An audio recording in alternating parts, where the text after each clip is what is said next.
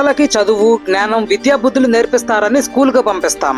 ఒక ప్రిన్సిపల్ స్కూల్లో పిల్లలకే కాదు ఉపాధ్యాయులకి కూడా మార్గదర్శిగా ఉండాల్సిన వ్యక్తి.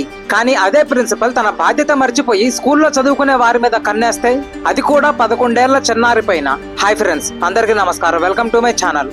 ఈ ఘటన ఉత్తరప్రదేశ్ లోని అలీఘర్ జిల్లాలో జరిగింది. రిపోర్ట్స్ ప్రకారం గవర్నమెంట్ స్కూల్లో 7th క్లాస్ చదువుతున్న 11 ఏళ్ల చిన్నారి పైన ఈ విషాదం జరిగింది. ఆ చిన్నారి తల్లిదండ్రులు ఇచ్చిన కంప్లైంట్ తో విషయం వెలుగులోకి వచ్చింది. రిపోర్ట్స్ ప్రకారం ప్రిన్సిపల్ ఆ బాలికకు ప్రేమలేఖ రాసి పెళ్లి చేసుకుంటానని చెప్పి, ఒకవేళ ఒప్పుకోకపోతే ఫెయిల్ చేస్తాను అని బెదిరించాడు. ఇంకొన్ని రిపోర్ట్స్ ప్రకారం ఇది ప్రేమలేఖతో ఆగలేదు. ఆ బాలికపై లైంగిక దాడి కూడా చేశాడు అని ఆరోపించారు. ఈ విషయం ఎక్కడో ఉత్తరప్రదేశ్ లో జరిగింది కదా అని తేలికగా తీసుకోకండి. ఇలాంటి విషయాలు ఎక్కడైనా జరగచ్చు. పిల్లలని కేవలం మార్క్సే కాదు, వాళ్ళతో టైం స్పెండ్ చేయండి. వాళ్ళ రోజంతా ఎలా గడిచింది, వాళ్ళ ఫ్రెండ్స్ ఎలా ఉంటున్నారు, టీచర్స్ ఎలా ఉంటున్నారు, ఇలా అనేక విషయాలు మాట్లాడండి. ఇలాంటి సంఘటనలకు గురైనప్పుడు కొంతమంది వాళ్ళ జీవితాంతం ట్రామాని ఫేస్ చేస్తారు. ఆ ప్రిన్సిపల్ మీద పాక్సో చట్టం కింద కేసు నమోదయ్యింది. వెంటనే సస్పెండ్ కూడా అయ్యాడు. బాలికపై మెడికల్ ఎగ్జామినేషన్ కూడా జరిగింది. ఒకసారి ఆలోచించండి, పిల్లల్ని కాపాడాల్సిన ప్రిన్సిపలే ఇలా లవ్ లెటర్స్ రాస్తే ఎలా? ఎంత భయంకరమైన విషయం ఇది. ఈ ఘటన మీద మీ అభిప్రాయాలు ఏమిటో కమెంట్స్ లో చెప్పండి.